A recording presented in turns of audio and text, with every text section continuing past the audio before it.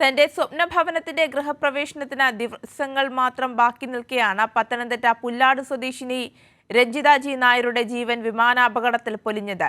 ഗൃഹപ്രവേശന ചടങ്ങുകൾ നടത്തേണ്ട പുതിയ വീട്ടിലേക്ക് എത്തുക രഞ്ജിതയുടെ ചേതനയേറ്റ ശരീരമാണ്. ഉടൻ തന്നെ ഗൃഹപ്രവേശനം നടത്തണമെന്നായിരുന്നു രഞ്ജിതയുടെ ആഗ്രഹം. പല സുഹൃത്തുക്കളോടും രഞ്ജിത ഈ ആഗ്രഹം പങ്കുവയ്ക്കുകയും ചെയ്തു. രഞ്ജിതയുടെ ഇഷ്ടത്തിനനുസരിച്ചാണ് വീട് നിർമ്മിച്ചത്. ഒരുപാട് ആഗ്രഹത്തോടെ അവളുടെ ഇഷ്ടത്തിനനുസരിച്ച് മുക്കും മൂലം വരെ അവളുടെ ഇഷ്ടത്തിനനുസരിച്ച് ആ കോൺട്രാക്ടറോട് പറഞ്ഞ് ചെയ്യിപ്പിക്കുന്നത്.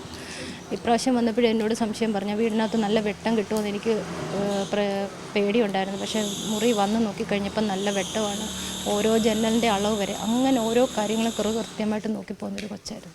പ്രായമായ അമ്മയും തൻ്റെ കുട്ടികളെയും പുതിയ വീട്ടിലേക്ക് ഉടൻ മാറ്റി പാർപ്പിക്കണമെന്നായിരുന്നു രഞ്ജിതയുടെ ആഗ്രഹം. ഈ ദിവസങ്ങളിൽ എൻ്റെ പാലുകാച്ച് നടത്തി ഓണത്തിന് വരുമ്പോൾ ഗൃഹപ്രവേശനം നടത്താം എന്നുള്ള ചിന്തയിലാണ് പോയത്. ഗൃഹപ്രവേശനത്തിനായി ഒരുങ്ങേണ്ട വീട്ടിലേക്ക് എത്തുക രഞ്ജിതയുടെ മൃതശരീരമാണ്. എൻ്റെ വീടിൻ്റെ ഹൗസ് വാമിങ്ങിനെ കുറിച്ചൊക്കെ ചോദിക്കുമായിരുന്നു, എങ്ങനെയാണ് നടത്തിയത്, പാർട്ടി എങ്ങനെയാണ് നടത്തിയത്. അപ്പം ഞാൻ പന്തലിട്ട കാര്യങ്ങളെല്ലാം പറയുമായിരുന്നു.